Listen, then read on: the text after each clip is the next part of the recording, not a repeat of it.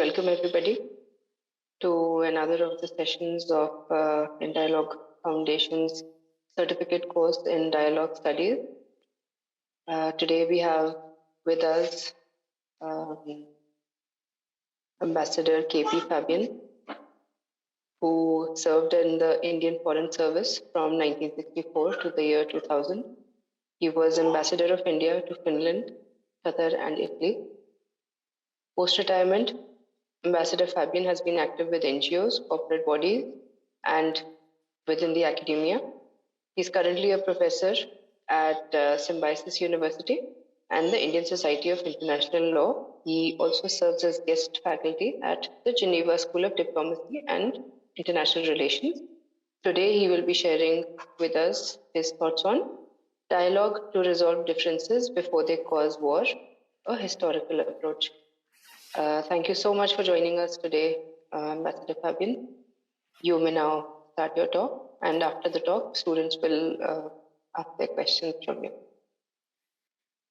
Good afternoon, Alia. Good afternoon, young scholars. Well, when the Secretary General, Behzad Fatmi, asked me, I was very delighted to be with you, because it's indeed pleasure and privilege alike.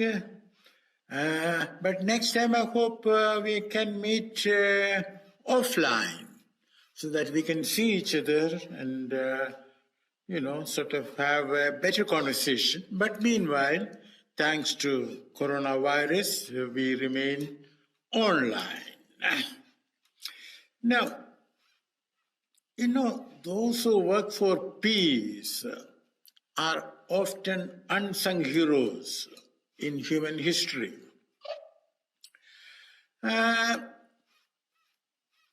Unsung or undersung, let me put it that way.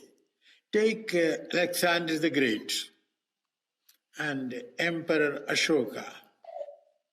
Now tell me, is it true that more human beings in the year of grace 2022 have heard of Alexander the Great than of Ashoka? Perhaps. Now, H.G. Wells, he says, Ashoka was at first disposed to follow the example of his father and grandfather and complete the conquest of the Indian peninsula. That is, he took to violence. He invaded Kalinga, that was 255 BC. And he succeeded, but, at what a terrible cost. And that changed his mind. Now, his reign of 28 years was one of the brightest interludes in the troubled history of mankind. These are the words of H.G. Wells. He organized, great digging of wells and planting of trees. He founded hospitals and public gardens and gardens for the growing of medicinal herbs, and so on, and so on. And he sent missionaries to Kashmir, to Persia, to Ceylon, Alexandria, and even to what is now Libya, because, it was part of Roman Africa, you see. Now, Wells says, amidst the tens of thousands of names of monarchs that crowd the columns of history, their majesties and graciousnesses, and serenities and royal highnesses, and the like, the name of Ashoka shines and shines almost alone a star. Well, he was far in advance of his age. He did not leave a successor or organization to carry on his work. And within a century of his death, the great days of his reign had become a glorious memory in a shattered and decaying India. That is what Wells says. Now that reminds us, the Latin saying, ars longa, vita brevis. Art is long, life is short. Individual life is short, hence we need institutions. We speak of dialogue. Well, dialogue is another word for negotiations. Negotiations are the very essence of diplomacy. Diplomacy is the art of negotiating to find a way out of a dispute without waiting or permitting the dispute to escalate into war or violence. Now, why war or violence? Well, I said that because violence can be in words too. You don't have to hit a person. You can be violent in what you say. Let me give you an example. President Biden, he was asked on a public occasion, I think it was sort of a press conference, do you think that Putin is a killer? And Biden said yes. Now, to put it mildly, this was most undiplomatic because then Putin withdrew his ambassador. In any case, being violent doesn't help. And now that we are all witnessing the crisis in Ukraine, the crisis between Russia and Ukraine, the crisis between Russia and the United States, well, it is good to remember that, and it is sad to reckon that there has been no real negotiation. I repeat, there has been no real dialogue between Russia on the one hand and its adversaries on the other hand. American president has spoken about sanctions. He's threatened Putin with sanctions more severe than the ones imposed on Russia in 2014 when Putin annexed the Crimea. But let me ask a question. Did the sanctions imposed in 2014, did they work? What do I mean by asking the question? Sanctions are meant to change the behavior. If there is no change in behavior, then the sanctions have not worked. So the crux of the matter is that the 2014 sanctions did not work. Of course, if you are in the West, you can derive some, satisfaction by inflicting punishment, inflicting pain. But that is not the real purpose of sanctions. That is not how international relations should be conducted. Now, how does behavior change? Behavior change when there is a change in attitude. Let us look at, Mahatma Gandhi. Well, I should tell the Secretary General that on your letterhead, I was happy to see the charkha and the words Gandhi Smriti and Darshan Samiti. Well, Gandhi convinced the British, I repeat, Gandhi convinced the British that it was right to leave India, it was necessary to leave India, quit India. August 1942. Well, it happened only in August 1947, but nevertheless, it happened. Now, talking about quit India, I want to share with you a sad experience that I came across. I do mock interviews for those who get invited by the UPSC, Union Public Service Commission, for the civil service. So I think it was in August 2021, I was giving mock interview to a young man from Mumbai, And I asked him about Quit India movement. I wanted him to give me a description of what happened in about 4 or 5 sentences. Do you know that he didn't mention Mahatma Gandhi in his narration of the Quit India movement? Well, we have a system of what is called a feedback. That is, after the formal interview is over, the candidate is again called and then we have a discussion. So I asked this young man, how come that you did not mention Mahatma Gandhi?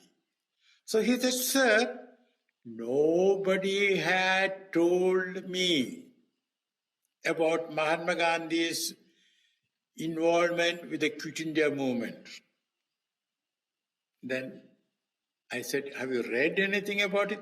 No, sir, I haven't read anything about it. So what we have to reckon with is that, ignorance of history, it is spreading.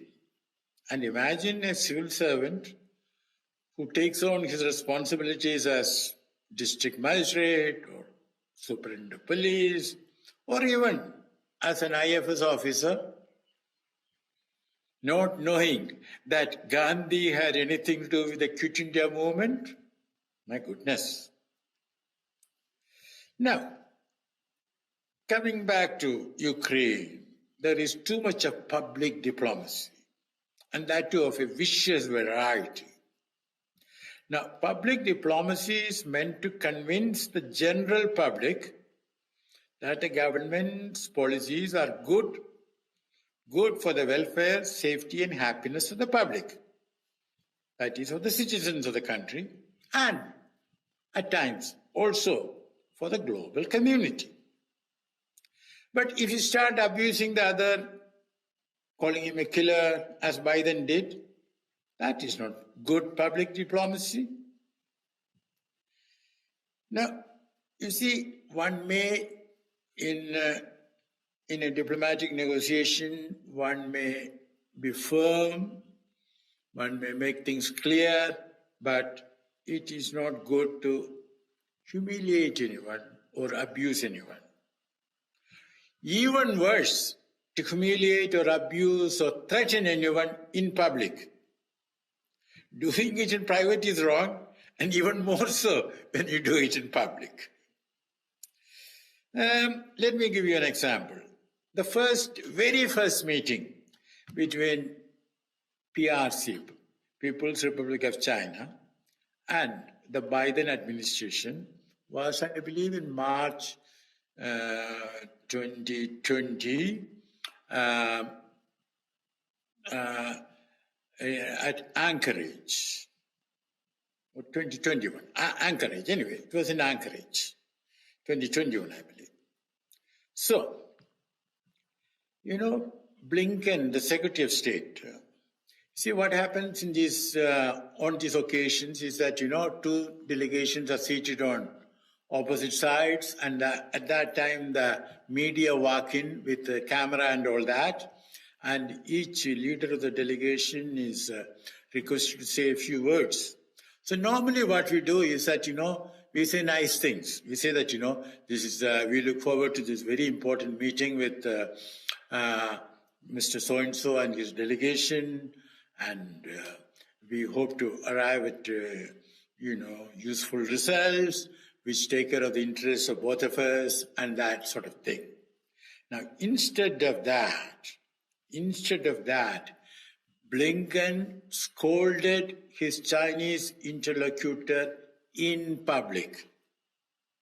Now, let me tell you what really happened. Blinken spoke in English, that was interpreted into Chinese, and the Chinese gave it back to him in Chinese, that was interpreted. So that back and forth, lasted almost more than half an hour, much more than that. And the cameras were there. Now, is that how you start your bilateral talks? Frankly, I was active in diplomacy in the last millennium. I retired in October 2000. That is not how we were doing things. I remember still in Vienna at the IAEA, Atomic Energy Agency.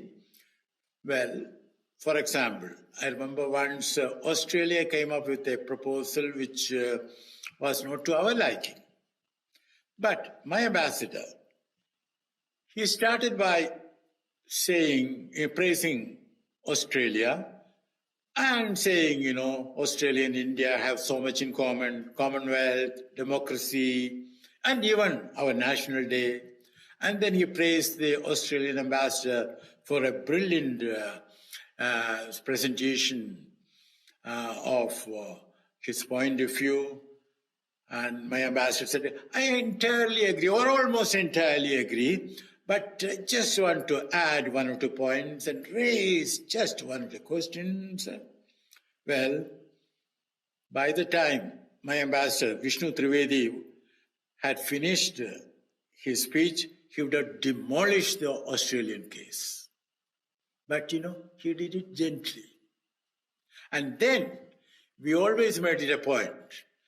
After the conference, the heads of delegation, they wait for their cars.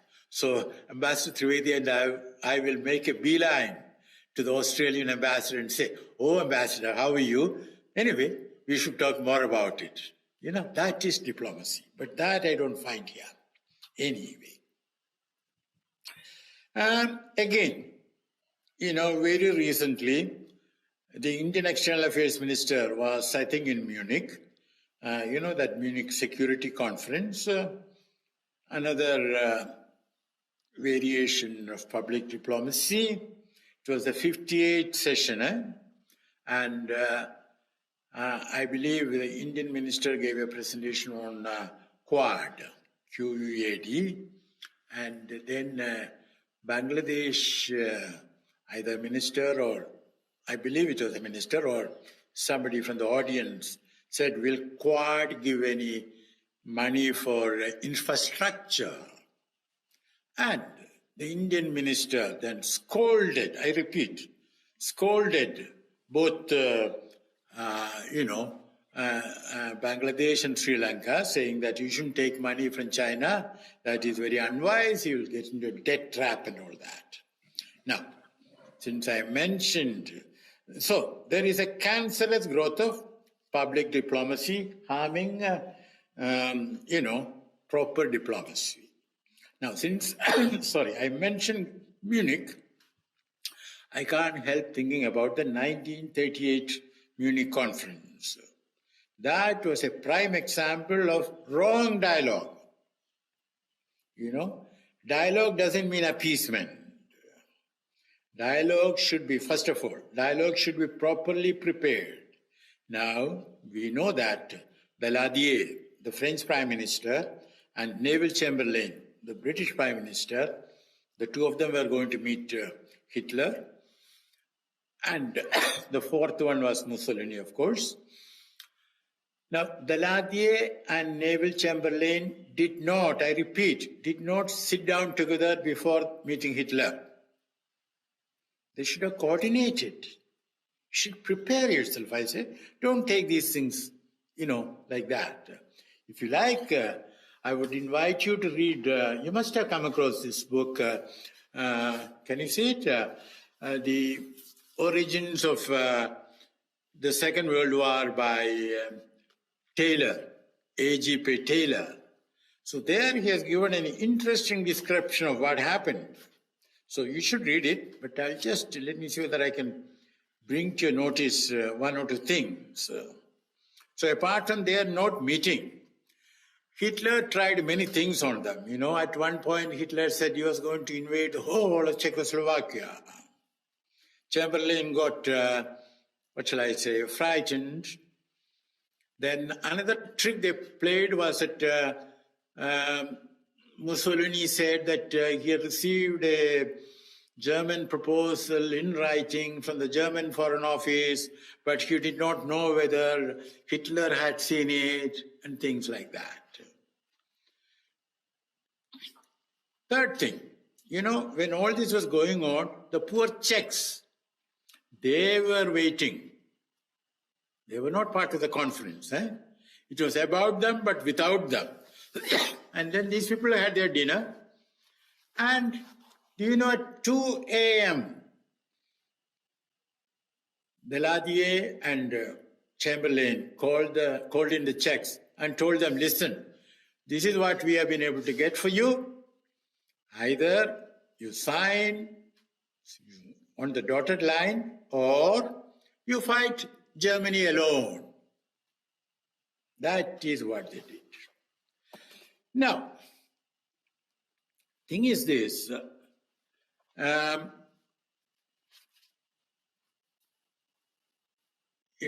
Benes was president of Czechoslovakia. When he was told all this, he summoned the Soviet ambassador and said, if we have to fight Germany, would you stand by us? The Soviet ambassadors sought instructions from Moscow, but later Benes said, no need for it, we have decided. That is, Benes decided to surrender. Now the beauty is that, of course it was a morally humiliating decision, but Prague was one of the very few cities, perhaps the only city in Europe that escaped bombing.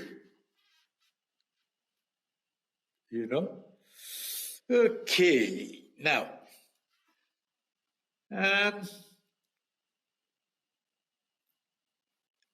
also, whenever there is a dialogue, we should always think, what are the interlocutors thinking of each other? Chamberlain, the upper class aristocrat from UK, he had nothing but contempt for Hitler. No, let me change that sentence. He had a lot of contempt, but he had a lot more of fear. So, let me read out to you what Chamberlain wrote about Hitler. The commonest little dog I have ever seen. He described Hitler as entirely undistinguished. You would never notice him in a crowd and would take him for the house painter he once was. You see, it's like this. Hitler had tried to get into the Viennese School of Art, way back, and he didn't get admission. So some people believe that if he had got admission, then the course of history would have been different. I have myself gone to the Viennese School of Art, and the director showed me the papers about Hitler's trying to get an admission there. Now, what did Hitler think of Chamberlain? Well, he said, that old English man, always obsessed with his being free to go on his fishing trip every Sunday. Now, let me give you another example. Lal Bahadur Shastri, he once went to see Ayub Khan. The background is that Shastri, after Nehru's death, he was he succeeded him, and then he got an invitation from Washington. But then Ayub Khan, the president of Pakistan, kicked up a shindy. He said, he told Washington, no, you can't do that. You can't invite the Indian Prime Minister without inviting me too. So Washington very foolishly sort of withdrew the invitation. And Shastri had planned to go to Canada also. So he decided to go to Canada. On his way back, he wanted to look up Ayub Khan. So Ayub Khan agreed, and they had a conversation. Ayub Khan asked Shastri, now, what about Kashmir? What can you give me? So Shastri said, I can't give you anything. We can have a discussion, but I can't give you Kashmir, or even a part of it. But Shastri thought it was a good thing that he had the meeting. But you know what Ayub Khan told his close aids? Oh, that little man, weak? In fact, we have good reason to believe that the 1965 war, part of the reasoning behind for the war, behind the decision for starting the war, in the mind of Ayub Khan was that, oh, here is a weak little man in charge of India. Oh, I can do something. If I move my military and tanks, he will surrender. So what was the impact? So the dialogue, has to be properly planned, properly done. Otherwise, it can have unintended results. Now, the United Nations is the permanent dialogue mechanism to take care of the ills of the world. Has it been successful? Has it been effective? Well, my answer is effective in part, but not always. But very briefly, I would say that to understand the impact of the United Nations, we should divide it into three parts. First, the Security Council, the most powerful part of the United Nations.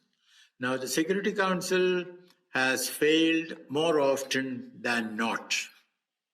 It has rarely succeeded. Not only that, it has done the wrong things. Remember the sanctions against Iraq, genocidal sanctions, as described by one of the high UN officials in Iraq, who resigned because his conscience could not take it. And even, Yemen, what is going on. What happened in 2015 was that the Houthis were, sort of gaining militarily. The Operation Decisive Storm of Saudi Arabia was not decisive. It was, and then what does the Security Council do? It passes a resolution asking the Houthis to surrender and to hand over the weapons. Now, this is ridiculous. When there is a military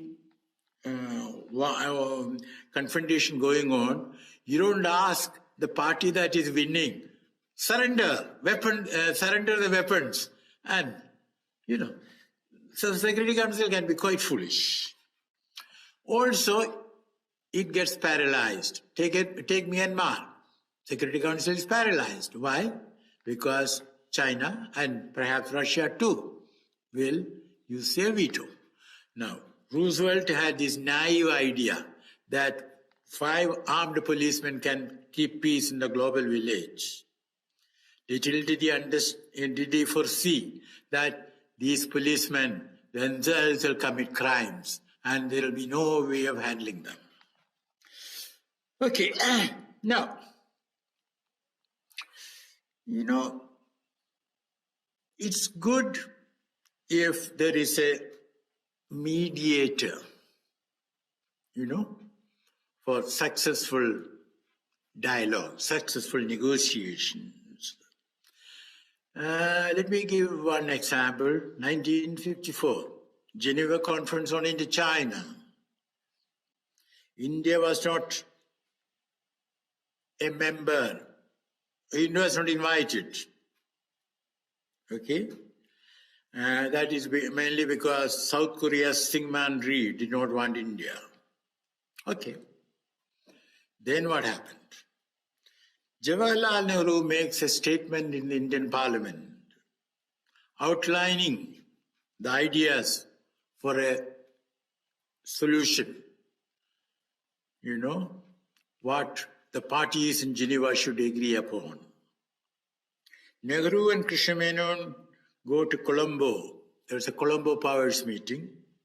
India says the same thing. Later, Krishna Menon, invited by Eden to stop over in Geneva, he was going somewhere else. He stops over, he gets involved. He prolongs his stay. I believe he was there for 2 weeks. He could not attend any of the formal meetings, but he worked 18 hours a day. He had hundreds of meetings. And, finally, the conference passed a resolution which was drafted by him. And that was almost entirely based on what Nehru had told the Indian Parliament weeks ago. Now, that is diplomacy. That is excellence in dialogue. Now, let me tell you something about the Korean War. 2 matters I want to bring to your notice. One is India's role. You see, the Korean War started in June 1950, as we all know. By initially, the so-called United Nations army, military. First the North Koreans were able to come down. North Korea troops were able to come down, and they crossed the 38th parallel. That was a division between the 2 countries and states and all that. But then MacArthur came into the scene, so to say, and under his leadership, the North Koreans had to retreat. And as MacArthur's forces were, going up north, the Indian ambassador, Sardar K.M. Panikkar, in Beijing, was woken up midnight because Chu Enlai, the Prime Minister, wanted to meet him. And Chu Enlai told Panikkar, please tell Truman that the MacArthur forces should stop going up north. If they continue, then the PLA, People's Liberation Army, will intervene. Nehru conveyed it to Truman. Truman dismissed it. Why? Because, remember, it was October 1950. MacArthur had told Truman, Mr. President, the boys will be back home by Christmas time, December 1950. So why listen to Nehru? He's an idealist. He has no idea of what is happening in the real world. He's a dreamer. And the New York Times said, oh, this Nehru, who doesn't understand what is happening in the real world. But dear friends, 3 years later,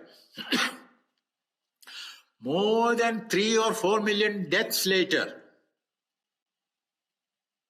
including more than 50,000 American military deaths later, the ceasefire was on the same 38th parallel, adjusted slightly to North Korea's advantage. So tell me, who was the realist, Nehru or Truman? All right. Now, one more point. What happened was that very soon, PLA entered, and after that, there was a stalemate, meaning military stalemate. Neither side could win. It was clear. But they could not have a ceasefire. Why? By the time, thousands and thousands of POWs, prisoners of war, on both sides. And then came the question, what happens to these POWs? Where do they go? Again, Americans took the line. No POW should go back to a communist state. Well, it was V.K. Krishna Menon who worked hard and came out with a absolutely simple formula. Leave it to the POW where he wants to go. If he wants to go back to his country, let him. If he doesn't want, let us not force him. We will make other arrangements for him. And India chaired the Neutral Nations Repatriation Commission. So, now, talking about, dialogue. After a war, well, even if there is surrender by one side, there has to be a peace treaty. Now, the peace treaty has to be, based on fairness. Just because somebody has been defeated, it doesn't mean you should humiliate that nation. Now, that is what happened in 1919, the Versailles Treaty. John Maynard Keynes, one of the brightest minds, he was part of the delegation, and he said it was a wrong peace.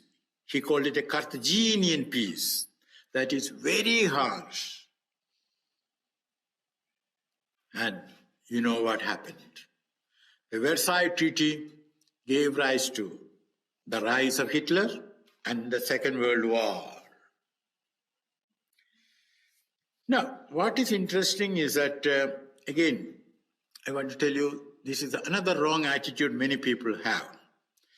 The British military historian Corelli Barnett, he claimed that Keynes was wrong.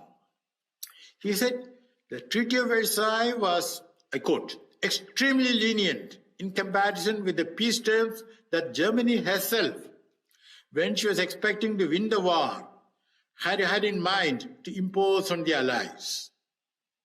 And then our friend Barnett adds, it was hardly a slap on the wrist when contrasted with the Treaty of Brest-Litovsk. The Treaty of Brest-Litovsk that Germany had imposed on a defeated Russia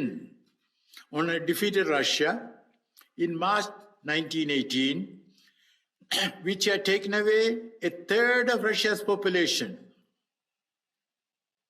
1/2 of Russia's industrial undertakings, and 9/10 of Russia's coal mines, coupled with an indemnity of 6 billion marks. Well, the point is this. This sort of argument, the Versailles Treaty was okay because Germany would have done something worse. This sort of comparison does not make any sense. This is like saying, of course I've done something wrong, but you've done something much worse. Now, two wrongs do not make it right. Now, we are Homo sapiens sapiens. At least that's what we call ourselves. I have never understood why we call ourselves sapiens twice. Well, as a matter of fact, war making is the most advanced industry. Remember the warning given by Eisenhower, President Eisenhower, Supreme Commander in Europe during the Second World War in 1961. In his valedictory address to the nation, he told his compatriots that he wanted to warn them against the dangers of the military-industrial complex, which has gained so much of strength. Well, what has happened is that the Americans disregarded the warning. The military-industrial complex has now become military-industrial congressional complex. And it is very powerful. Now, I believe I got sidetracked and I didn't complete what I wanted to tell you about the United Nations.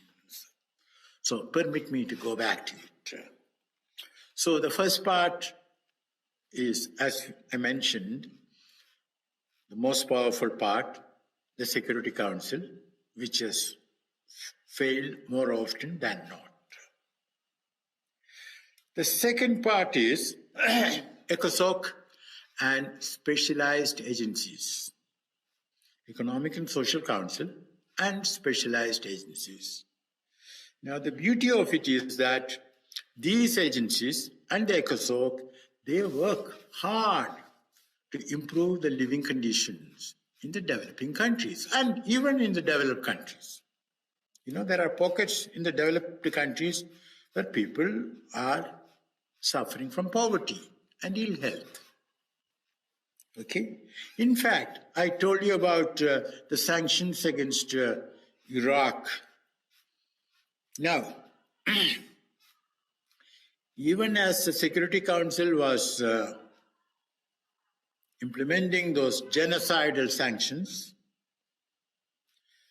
the other part of the UN, that is ECOSOC, WFP, World Food Programme, UNICEF, FAO, and others, they were working hard to give safe drinking water to Iraqis. Make sure that they have something to eat. Make sure that they have got medicine. Make sure that they have electricity. So in other words, a part of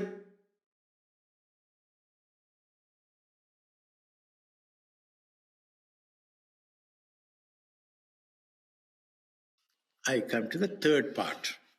The third part is the Secretary General and the Secretariat. Especially, I have in mind the special representatives of the Secretary General who are sent to, trouble spots and who work hard to have a ceasefire and,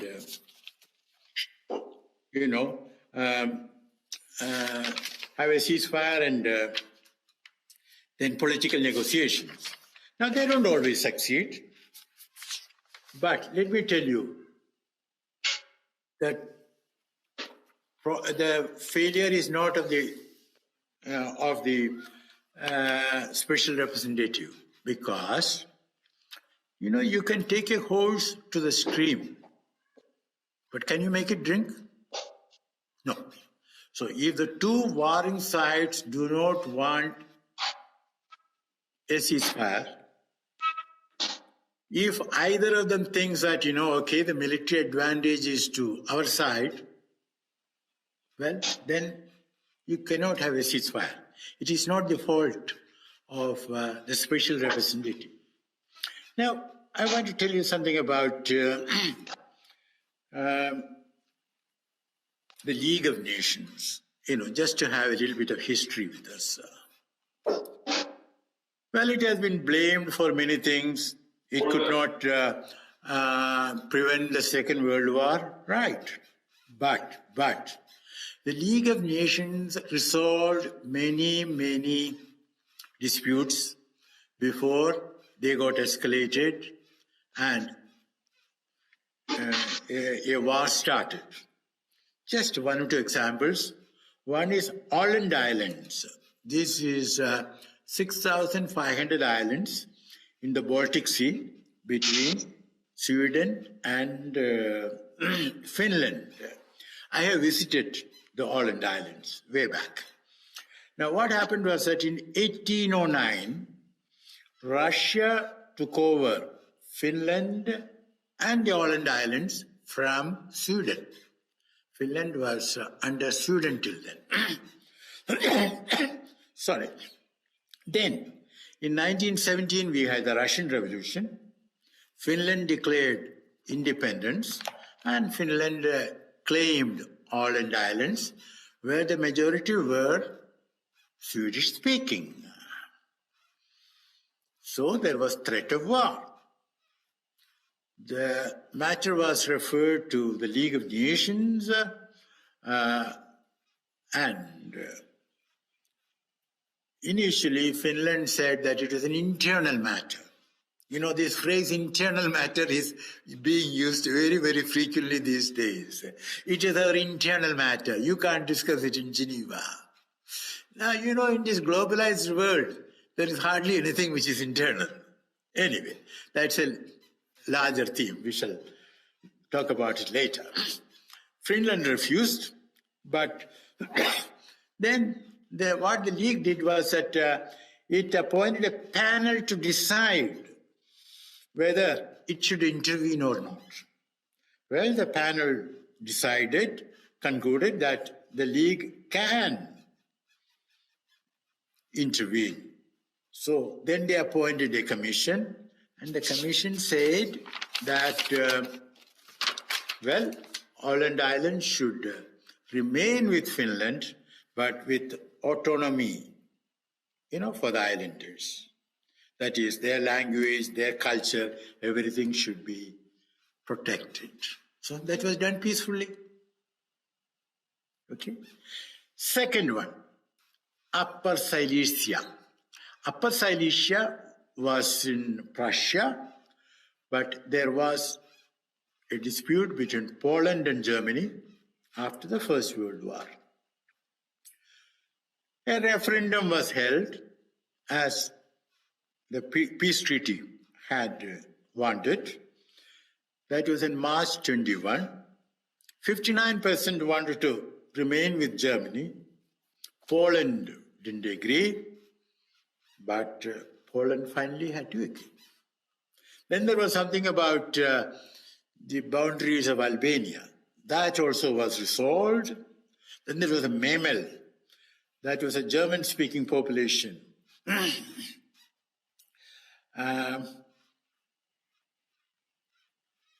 But Lithuania wanted it,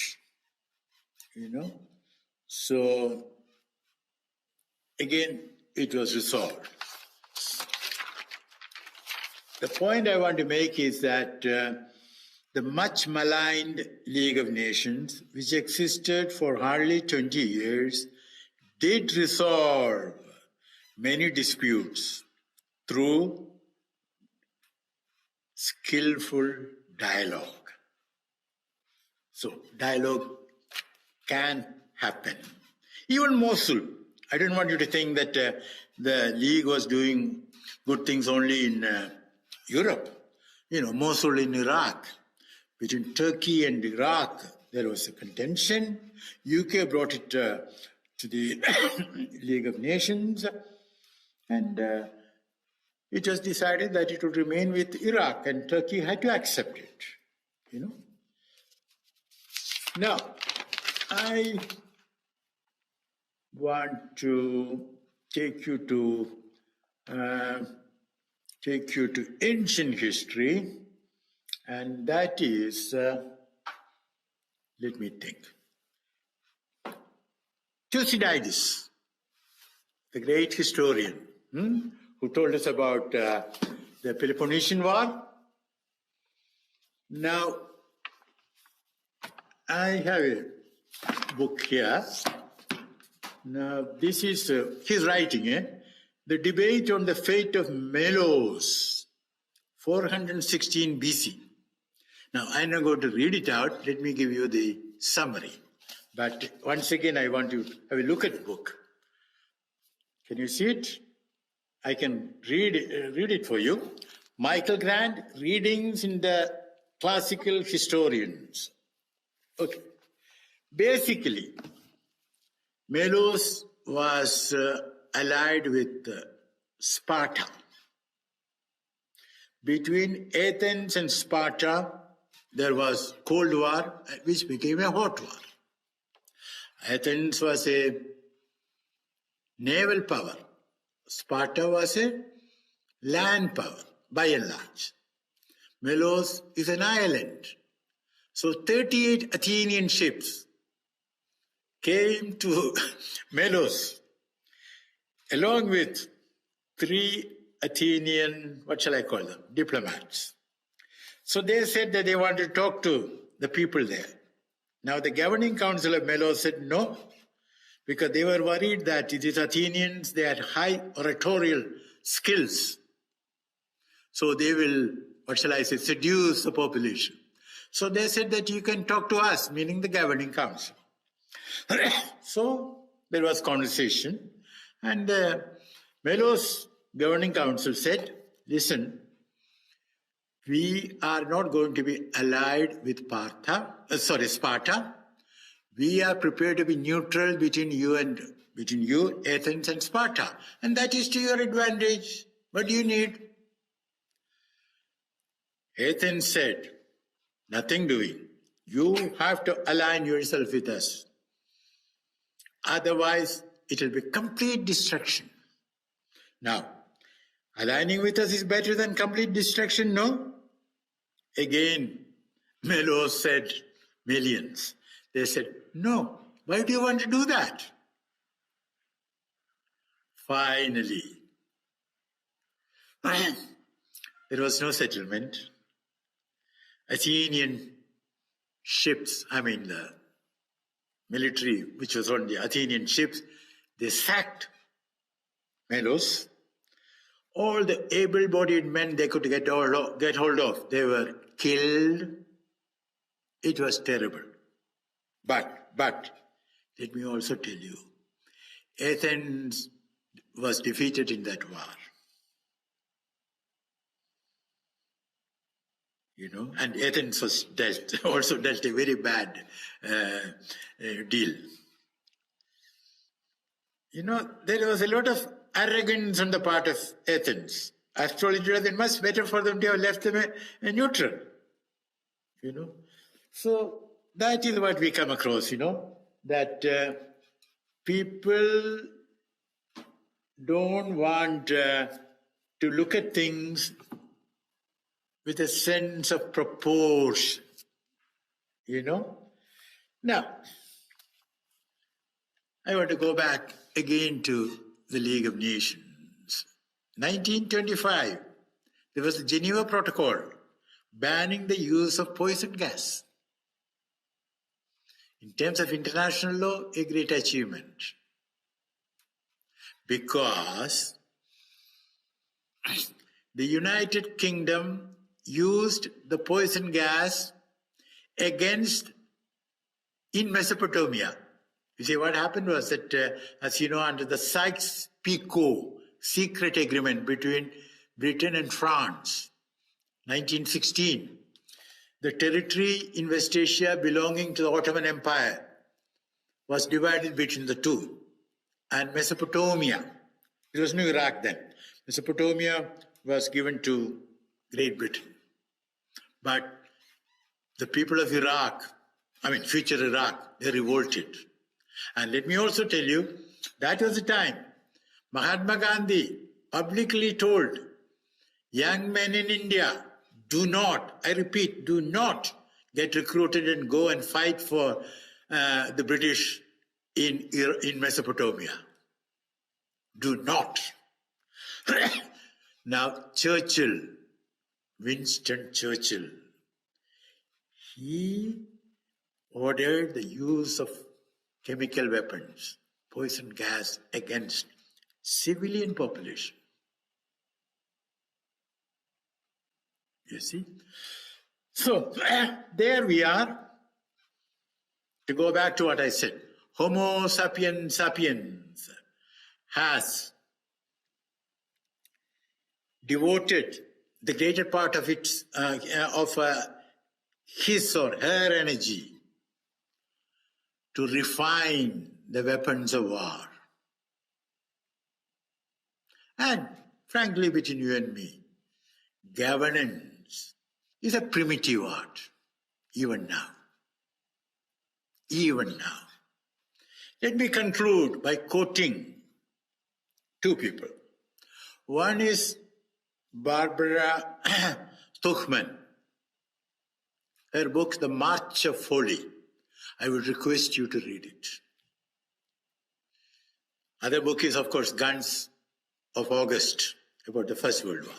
Anyway, now in The March of Folly, from Troy to Vietnam, Barbara tells us how,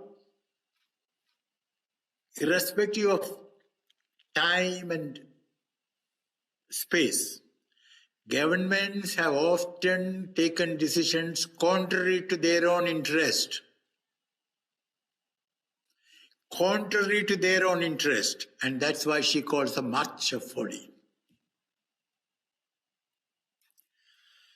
What Biden is doing is an example of march of folly. He is confronting both China and Russia at the same time. And they are getting closer. There is a deep axis. As you know, historically, Nixon, he wanted to break that. Okay, 1971. Okay? Now, when there was, of course, between Russia and, Soviet Union and PRC, there were other problems. You know, there was a big war. You know, people were killed and all that. Incidentally, it's only an aside. Henry Kissinger, he made his mark in the United States.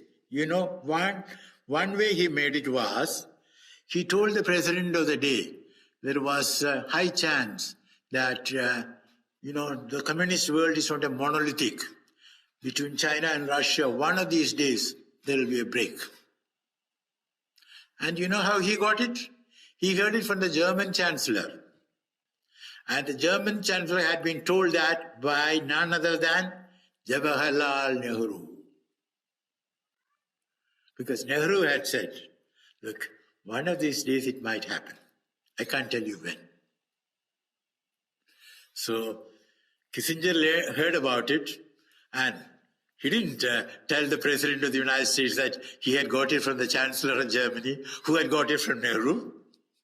He sold it well. Okay, now to come back. When the Soviet Union collapsed, 1991, Russia and China got together. By 2000, they were even closer. And then in 2014, when Putin annexed the Crimea, and G8 became G7. I want to tell you that there was a meeting in Paris, and Obama refused to sit down at the same table with Putin, because that was, I think, a celebration of the anniversary of Normandy. You know, Normandy invasion, liberating France, Second World War. And poor Hollande, the French president, you know, he had to have 2 dinners that evening. One with Putin, 1-to-1, and another with Obama and others. Now, this is bad diplomacy, let me tell you. The point is this, you may not like the other person, but you should always have a dialogue. By having a dialogue, you are not saying that you approve of that person, that you like that person, that he is handsome, he has good character, he is respectable. No, you are not saying all that. You are recognizing the political fact that he holds control. You know, that is diplomacy. So, dear friends, let me conclude so that we shall have the Q&A, the best part of the program. You see, diplomacy consists in having the dialogue. And the dialogue, well, it needs some skill. It has to be properly prepared and properly done. Okay? Many thanks. Now, I welcome all your questions, though I may not have all the answers, but let's have a conversation. And if you don't ask me questions, I'm going to ask you questions. That would be great, Ambassador. Thank you so much for joining us today and sharing all your insights with us.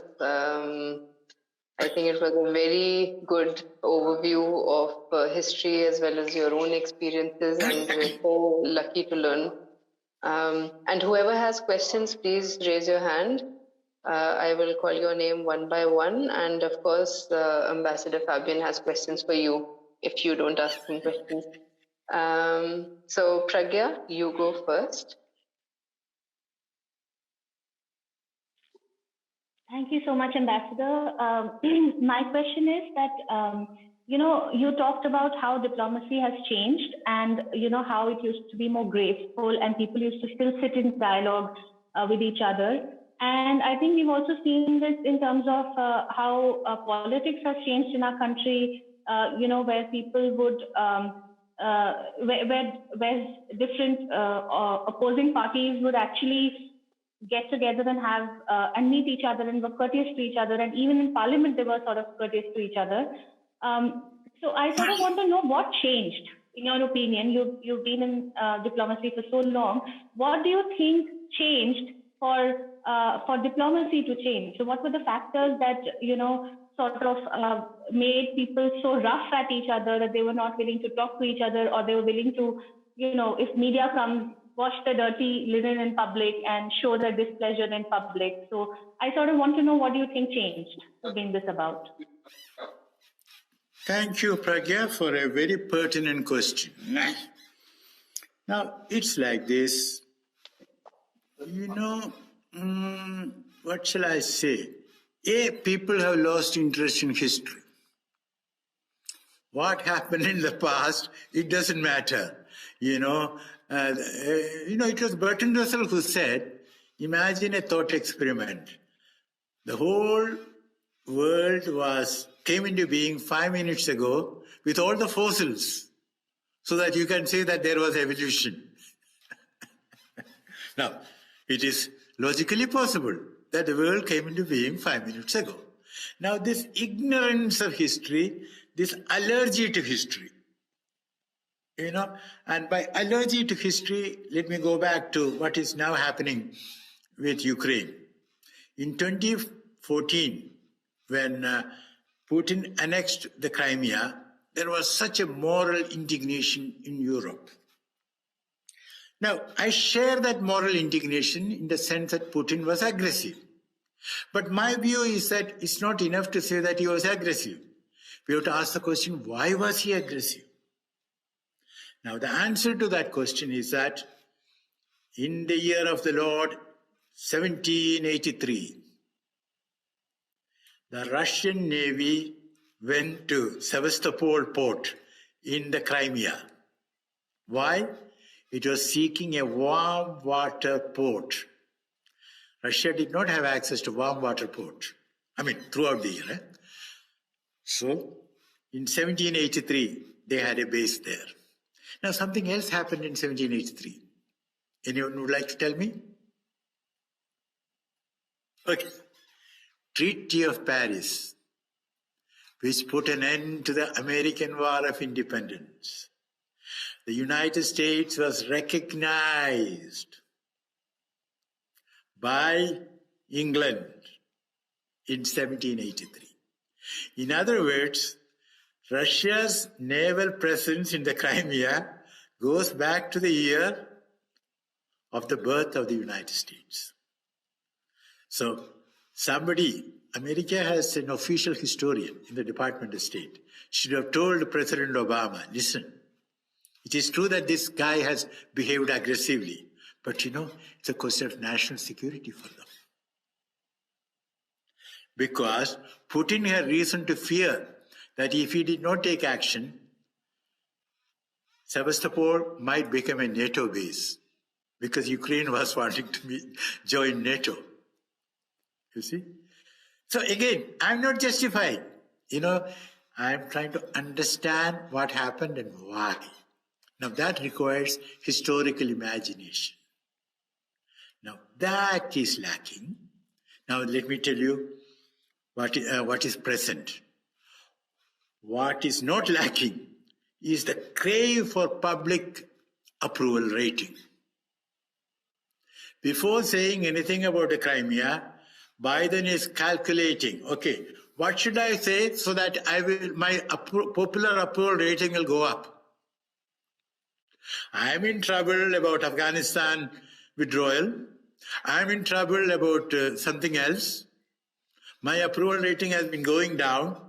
So I have to say something which will raise it. You see?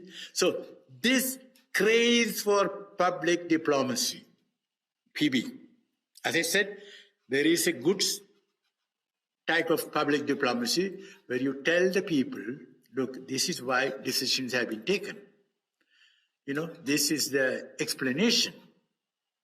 But if instead of that, if you use public diplomacy to score points, to appear to be, the supreme commander, for your personal gain at the cost of the nation. No, that is not good public diplomacy. Now, this is being practiced by practically everyone. Let me give you an example here. In the case of Afghanistan, America started talking to Taliban. Later, Russia talked to Taliban. China talked to Taliban. But India was not prepared to talk to Taliban. India had the slogan, no talks with terrorists. Now, having slogans is no diplomacy. As I said earlier, you should have a dialogue with those who are in power and those who are likely to be in power tomorrow. As an ambassador, I've always kept in touch, not only with the Foreign Office and the rest of the government, but also with the leader of the opposition. It's important. You see? So it is this craze for public diplomacy that has come in the way and has practically replaced classical diplomacy. Pragya, have I made my point clear, or do you have a follow-up question? No, thank you so much. It's very clear. Thank you. Thank you. What are you doing? What are you studying? I just completed my postgraduate diploma in Gandhi and Peace Studies, and I've been working for some past 15 years. For the last 5 years, I've helped with India-Pakistan citizen-to-citizen peace. That's why I'm here in this course. Okay. So are you in Delhi? Based in Delhi right now, not in Delhi.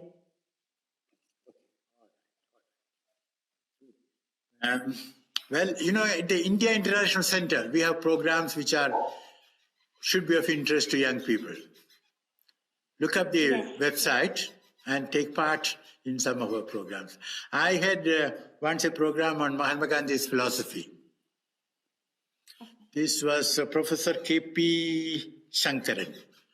He was teaching philosophy at Stephens. He retired and he's in Kochi. So we had a program where I asked him questions and he answered, and then there was time for questions from the audience. So go and look up, if you have the time, to IIC YouTube, and you can hear Professor Shankaran. Definitely. Thank you, Ambassador Fabian. Thank you. Thank you so much, Ambassador. Moving on, you have a few more questions. And you can just let us know if you don't have the time. We have I have all the time for the young people. Thank you so much, Ambassador. Ravi Dubey, you may now ask your question. Thank you, sir, for this session. Sir, as we can see right now that America, one of the hegemonic power, is right now divided into two parts. One for the China in Asia, and other in the Europe and for the Ukraine. And as we talked about the Spartan war, so there is a word known as Thucydides trap, which has been in highlight for many days. That how one of the established power is getting challenged by one of the rising power. So is it that this trap is going to play a major part in coming days for deciding the world map as how it is going to change? And what are the chances that India is going to play as this confrontation gets highlighted day by day? So what are the chances of India, which the major stake in this? Thank you, sir. Thank you, Ravi, for a very pertinent question. A question that matters to India, a question that matters to the humanity at large. Now, what you mentioned is what is called the Thucydides trap. Thucydides, he didn't say that, but an American invented that and said it's a Thucydides trap because, Athens and Sparta, Thucydides said, it was the fear of the other that caused the war, Peloponnesian War. Now, coming to US, China, and Europe, what is happening is that I mentioned about Russia and China coming together. Do you remember? Okay. Now, something more is happening. You know the Iran nuclear deal, 2015. Technically, they call it JCPOA, Joint Common Plan of Action. And signed when Obama was president. His successor, President Trump, walked out of it. Just like that. You know the story. I don't have to tell you. Okay. Now the talks have been going on in Vienna. We don't know what is going to happen. Now, Biden, as candidate, had said that he would rejoin the deal. He had said it. He said Trump was wrong and he would rejoin. After all, America's word has to be respected. You know what I mean? I mean, there was a Security Council resolution which was supported by the America. All right. Now, if that deal does not get revived for any reason, then what will happen is that Iran will join the Axis, Russia, China. Don't forget that China has already signed a treaty with Iran to invest $400 billion. I repeat, $400 billion over a period of 25 years. So, Iran will join the Axis of China and Russia. America can keep the sanctions, but the sanctions will have less impact. All right? So, Russia, China, Iran. Now, between you and me, Pakistan will go where China goes. So we have China, Russia, Iran, and Pakistan. Now, as of now, this can change tomorrow, between the ISI in Pakistan, Inter-Service Intelligence, and the Taliban, who are now controlling Afghanistan. I mean, I don't approve of the way they are treating women. That is wrong.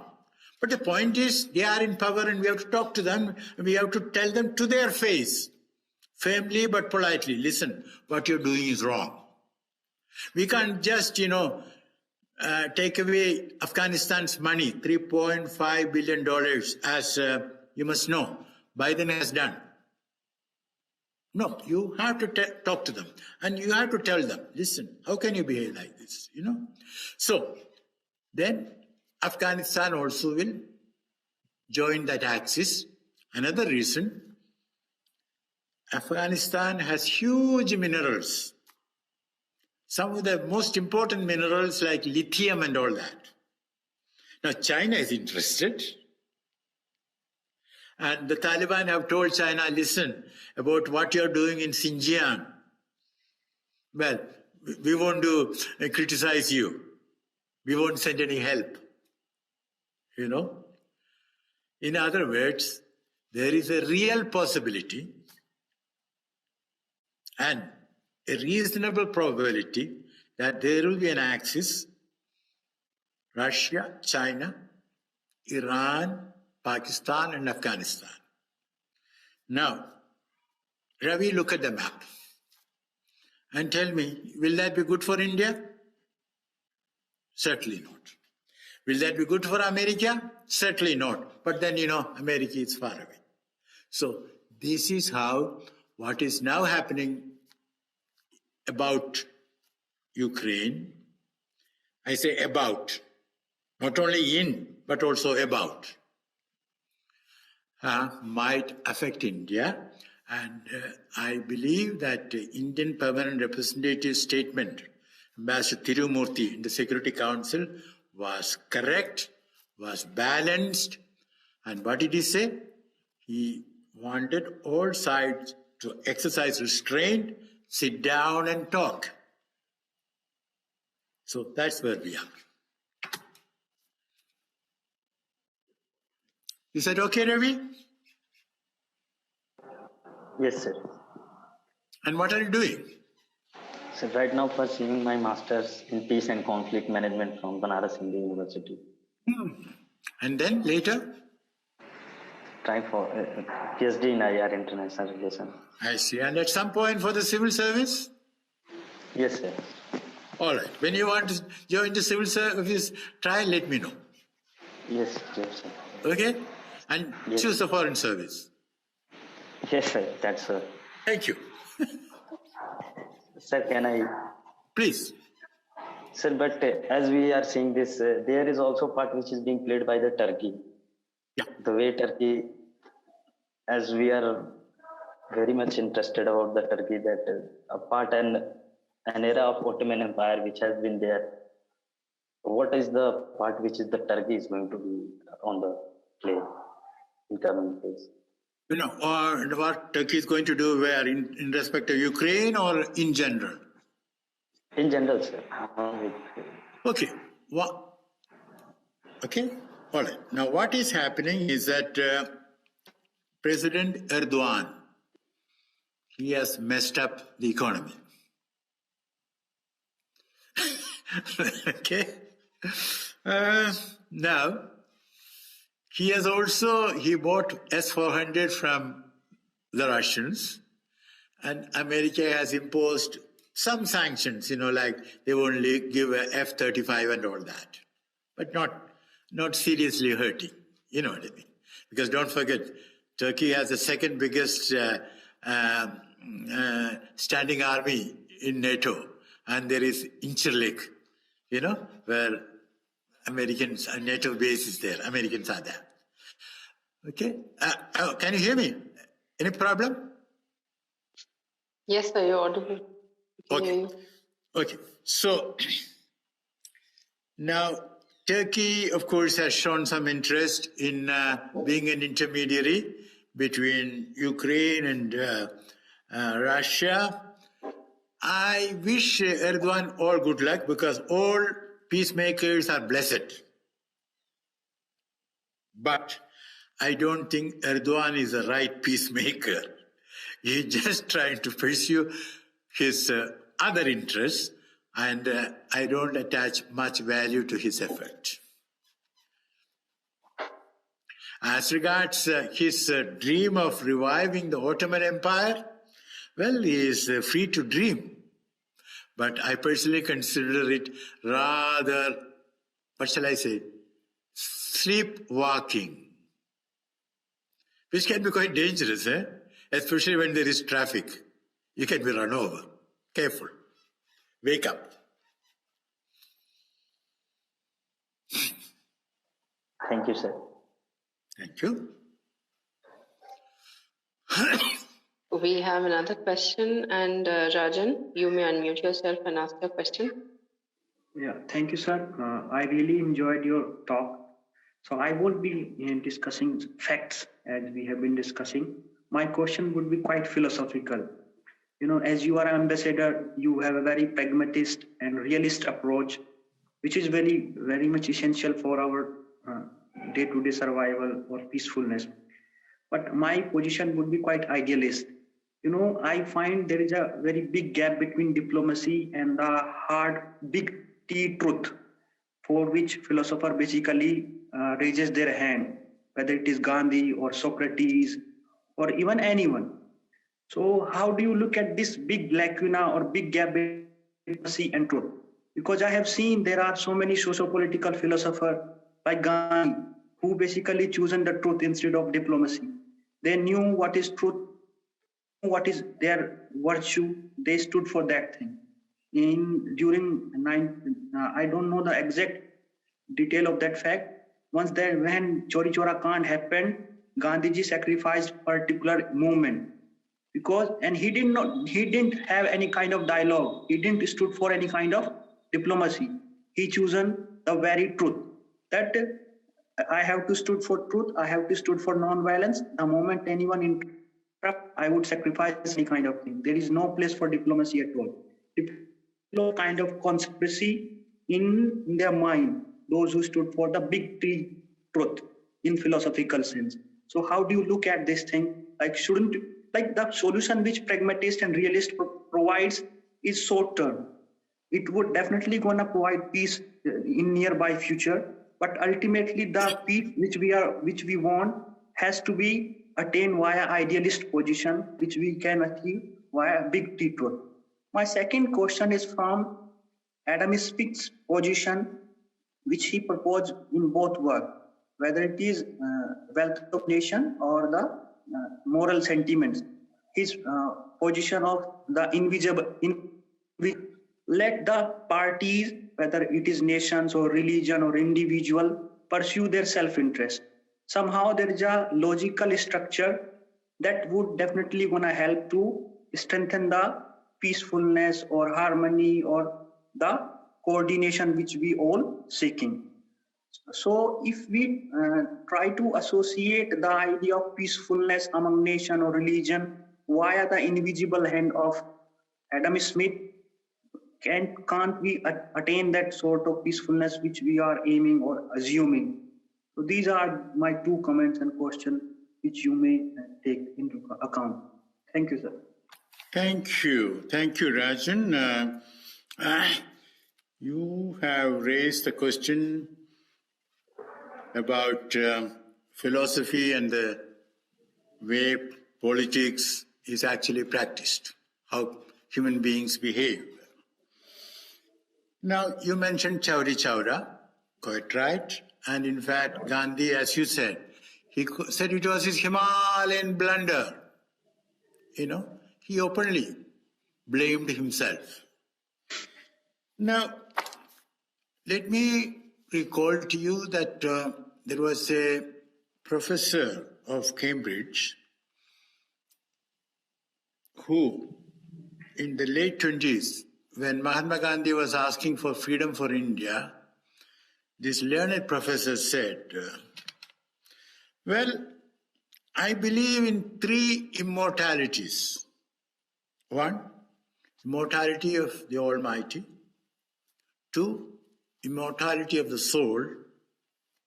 He paused and said, third, the immortality of the British Empire. That is what the learned professor said. Well, we know what has happened to the immortality of the British Empire. So, it takes time. At the same time, there is no historical law that non-violence and truth shall always prevail. There is no historical law. Whether God has given it to us or not, but we all have what I call free will. We can deny that, we can brainwash ourselves, or we can permit somebody else to brainwash us. But we have free will. And free will means you have to make a choice. You have to be responsible for what you do. Okay? So, having the free will, well, we may choose what is wrong. So that possibility is always there. There is no historical law that truth will ultimately triumph unless enough human beings exercise their free will and choose truth. Otherwise, it need not prevail. Okay? Now, the second part of your question is about Adam Smith.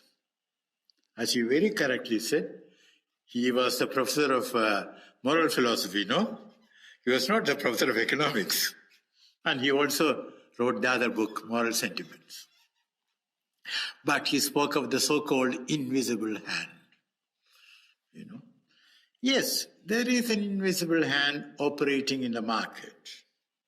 I agree that, if you have the money, you can buy your bread. And there is always supply in the market.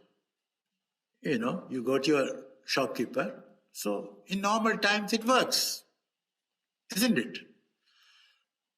But you can take it to an extreme extent and you can arrive at what I call market fundamentalism. Now, market fundamentalism means the market will take care of everything.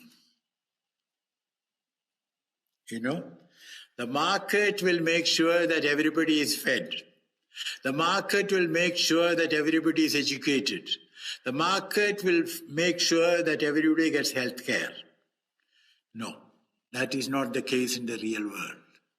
In the real world, the poorer section of the society, and you probably know how much the 1% in India has to itself and how much the 50% in India has to itself.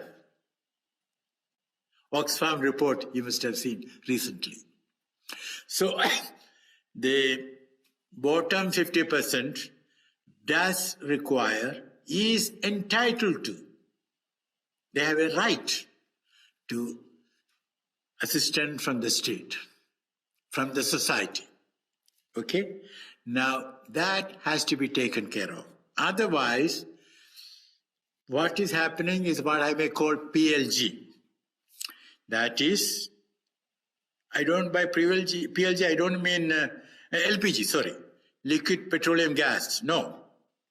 I mean by LPG, liberalization, privatization, and globalization.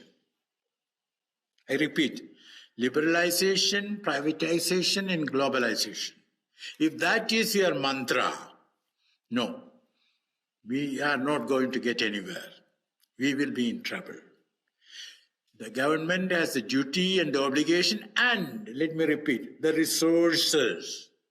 There is no shortage of resources to take care of, the poor. And what did Gandhi, you remember Gandhi's talisman, which he gave, I don't know, weeks before his assassination. He said, if you are in charge of public policy and if you are in doubt, then ask yourself whether what you are planning to do, whether to what extent it will help the poorest human being you have come across. Think of his face and then ask yourself, will it empower that man or woman? Will it give him any benefit? Now, if you can ask that question, then you will find it easier to take the correct decision and your own self will melt away. Now, the problem with most, not all, politicians and those who are wielding power, the bureaucracy included, is that their self is too much with them. They are always thinking of their self. They are not thinking of their responsibilities. Now, look at our language. It is the Prime Minister's prerogative to appoint so-and-so. No. My language will be different. It is the Prime Minister's responsibility to choose the right person for the right job, not his prerogative. Our whole attitude has to change. Thank you. Have I covered all the points, or do you have a follow-up? Yeah, thank you, sir. I just want to comment one thing, that the so-called pragmatist and realist basically justify the binaries, the conflict, the borders, the violence as an essence of humanity. Perhaps if we could become idealists and assume that binaries are false, conflicts are basically self-made, and borders are basically have been assumed just for selfish gains, somehow we may attain the utopias which so many thinkers have, imagined for so long. But due to the power enjoyment, the ambassadors, the politician, and the other so-called powerful people, they basically become that sort of people who enjoy the power. This is the comment I wanted to make. Everything was fine. Thank you, sir. Well, thank you, Rajan. I entirely agree with you. Let me sort of add one or two points. You know, in economic textbooks, they speak of homo economicus, isn't it? Economic man, correct? Who seeks the best advantage from the market. Now, homo economicus is only a part of the human being. There is a homo politicus. There is another homo who is religious-minded, spiritual-minded, altruistic. So the belief that homo economicus is a whole man or whole human being, which is a singular significant error of economics. We need a paradigm shift in economics, you know. Then again, you can see the same thing in politics. The textbooks tell us foreign policy decisions are taken on the basis of national interest. Yes and no, because quite often national interest means interest of the establishment, of the person or persons who are in power.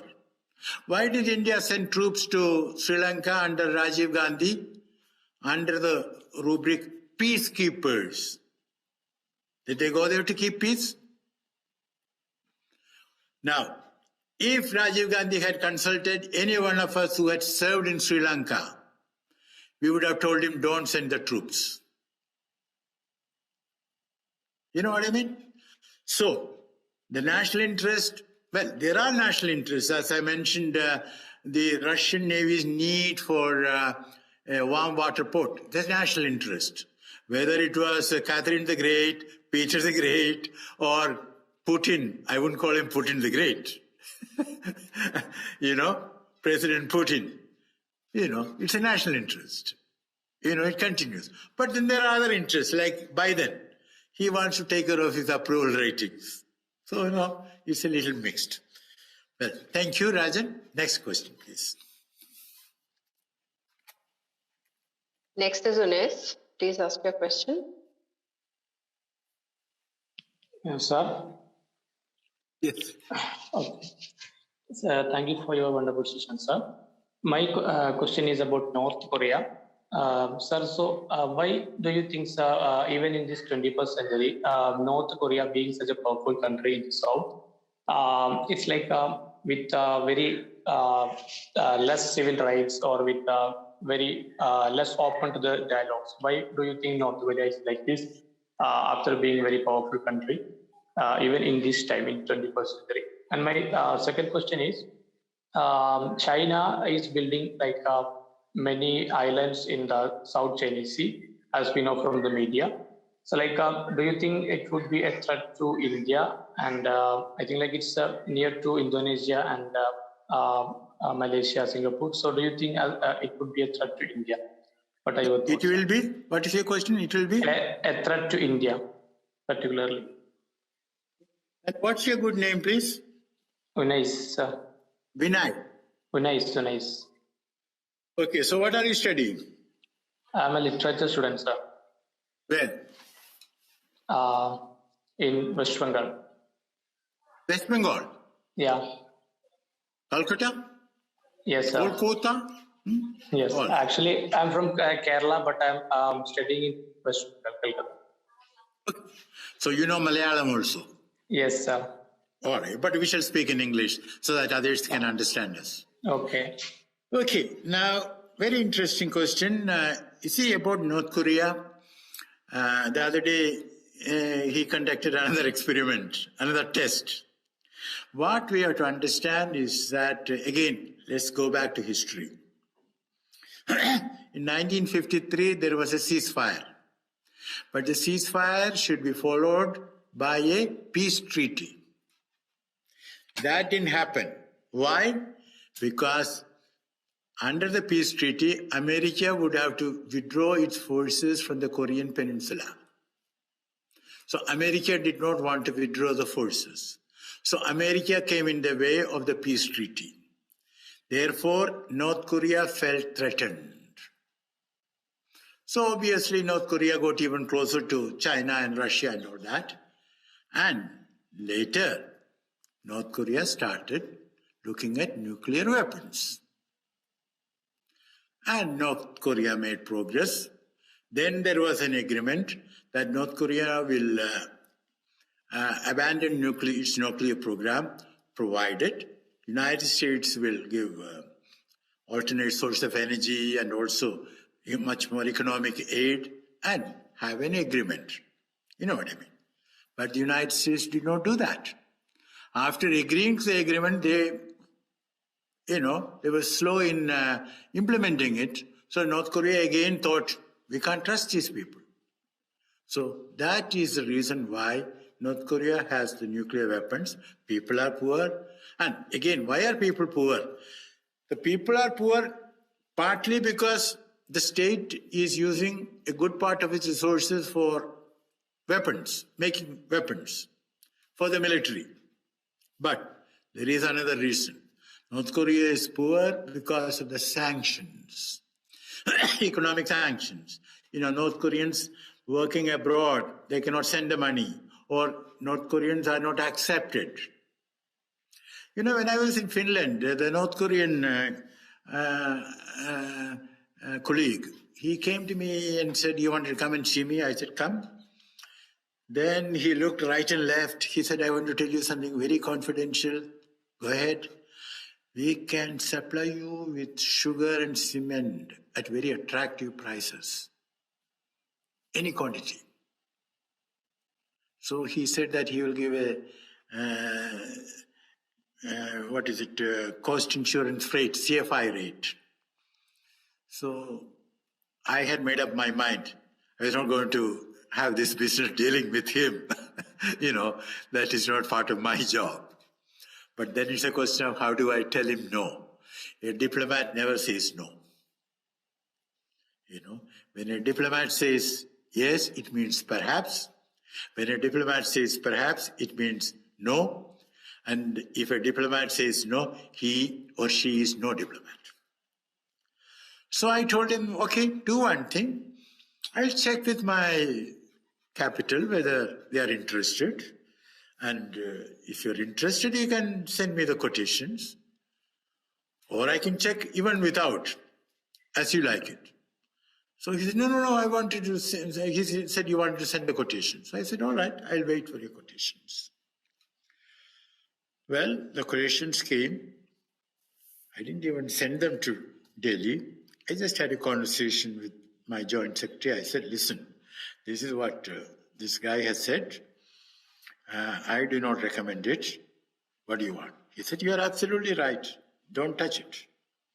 So, honestly, truthfully, without telling a lie, can you give me 1 second? Somebody is at the door. I am back within 30 seconds.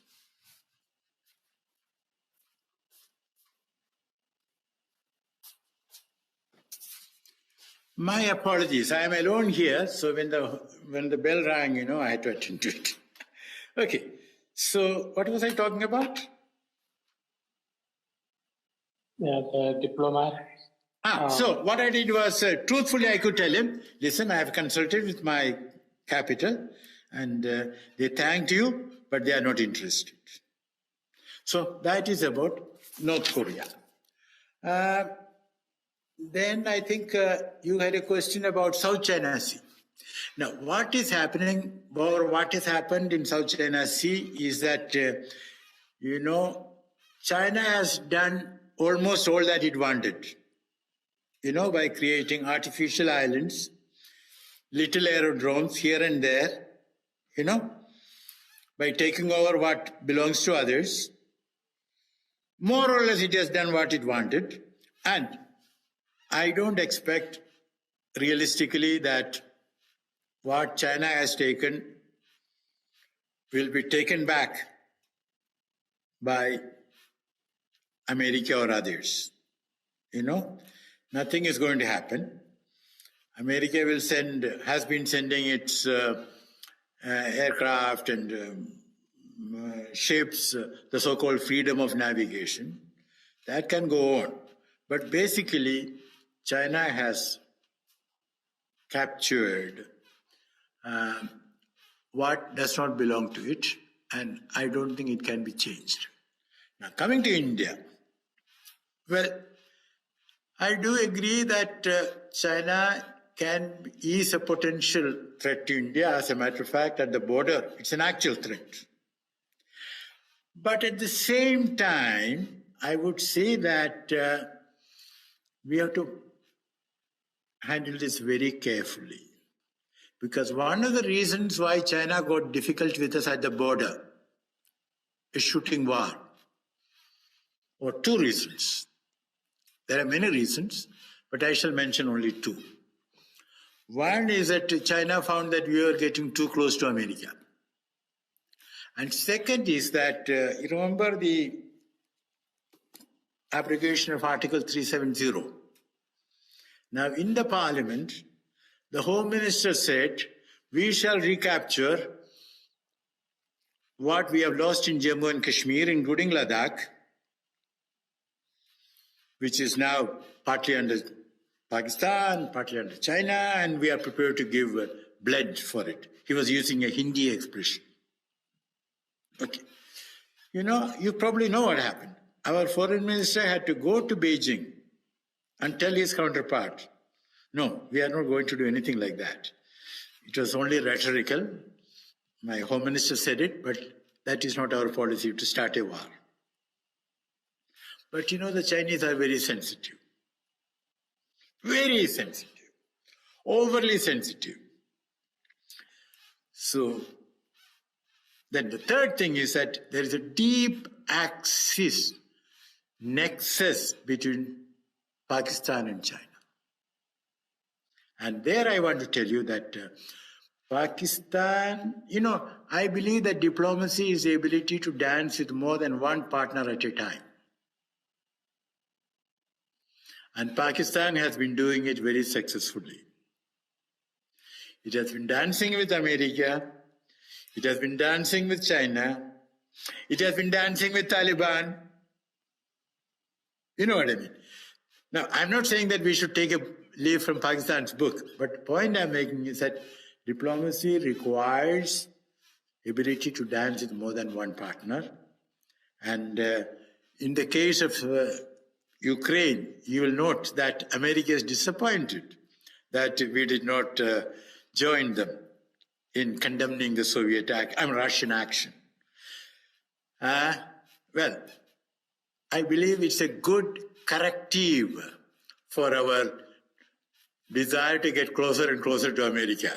What has happened? Because some people in Delhi believe, honestly they believe, that America has a nursery for rearing great powers. So all that you need is to get admission into the nursery, and then you pass out as a great power. This is absolutely naive. There is no nursery to grow great powers. If you want to be a great power, you have to become yourself. Nobody can make you. Do tell me any follow-up questions. No, sir. Thank you. Thank you. What are your plans? I just completed my master's, sir. I'm planning for PhD. Okay. PhD, have you chosen the topic?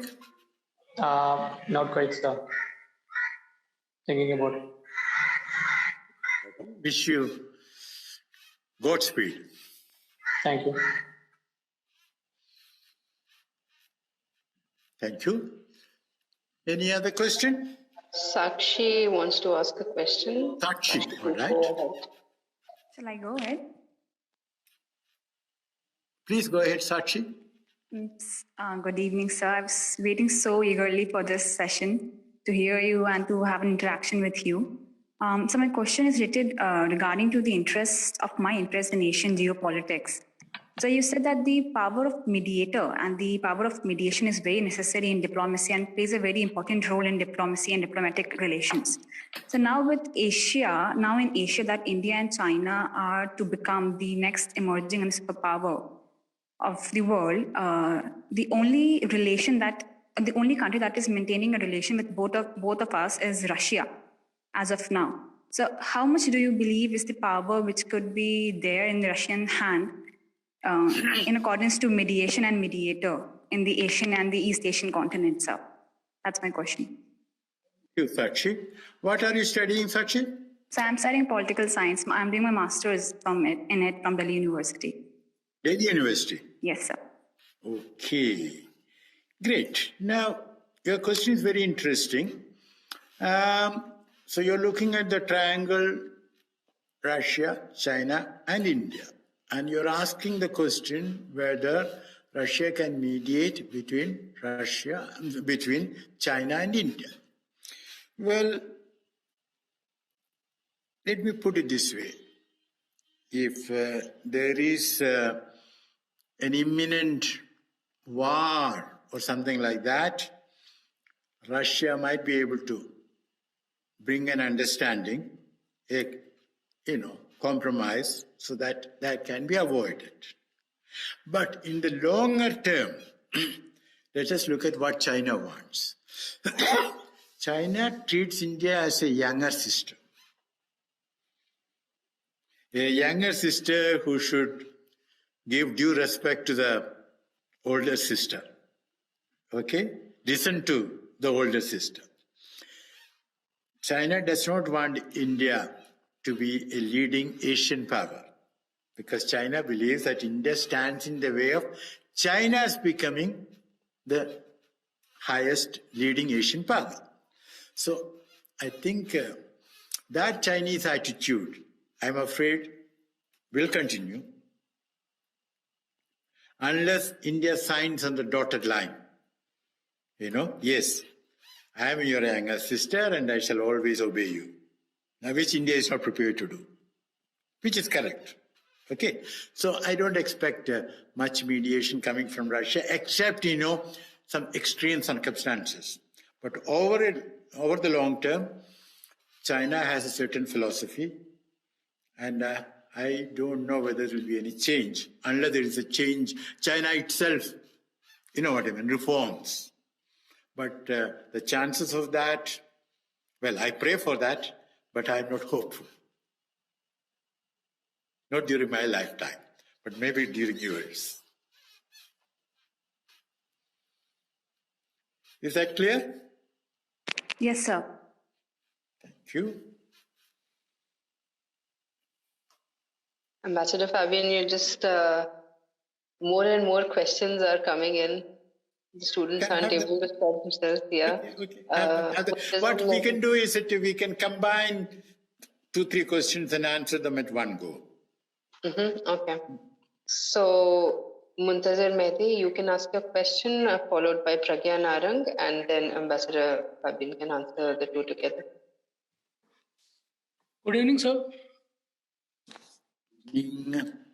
So I want to ask you how you see the scope of dialogue between India and Pakistan, given the reason that whenever they have engaged, they have always failed to produce any result whenever they have engaged in the dialogue, sir.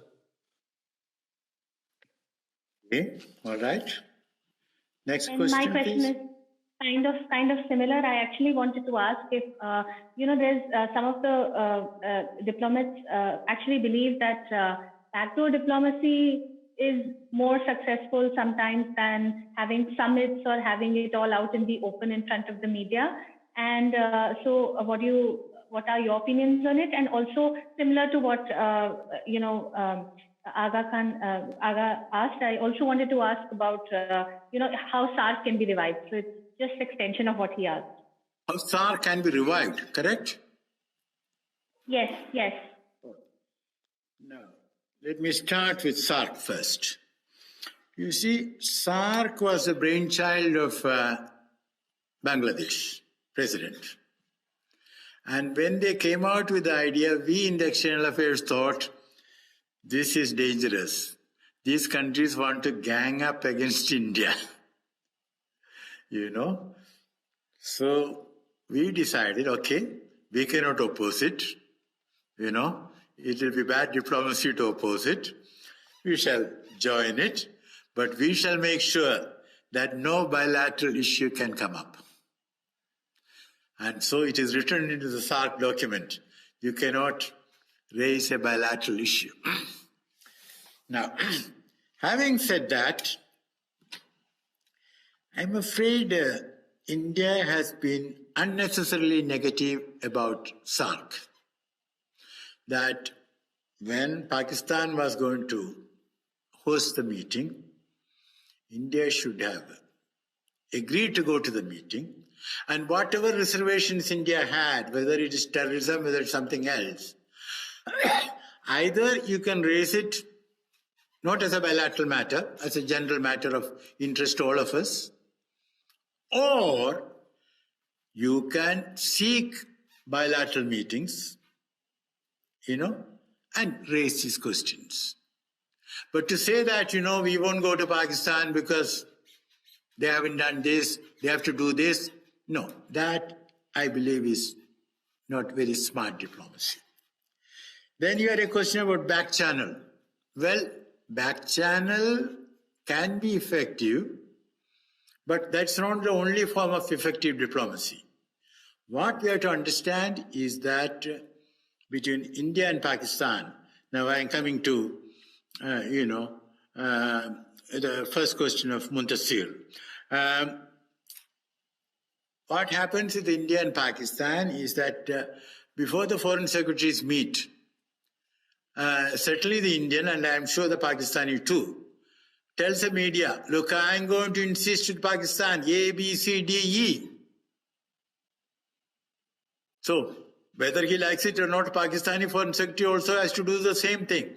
I have to, insist with India, PQRST. And now let me also tell you something. Some time back, when Prime Minister Narendra Modi and Prime Minister Nawaz Sharif met somewhere in Russia, there was an agreement that first there will be foreign secretaries meeting, then NSAs, then even the foreign ministers and all that. And in that joint announcement, there was no reference to Jammu and Kashmir, which was a good thing. But then what happened? This is the craze for public diplomacy. Somebody, out of politeness, I will not mention his name, except to tell you that he is very high up. He is not a minister, though he has got a ministerial status. Now this guy, from there, he started making phone calls to senior editors and said, please, highlight the fact that Pakistan has agreed to meetings and the joint communique does not mention Jammu and Kashmir. Great success of Indian diplomacy. Well, what happened? Pakistan media took it up and Pakistan had to say, no, that's not the case. That's not what we said. That's not what we meant. So this craze for public diplomacy comes in the way of fruitful, sensible Indo-Pakistan talks. So therefore, I suppose back channel is better between India and Pakistan. You see? But Indus Valley Treaty, on the Indus Waters Treaty, that was not back channel.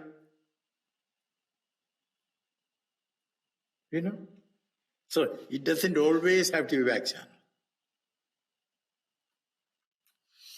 Follow-up questions on that from either of you?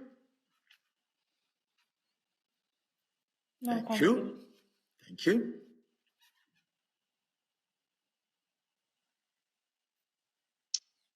Muntasir, do you have a follow-up question? No, that's it, ma'am.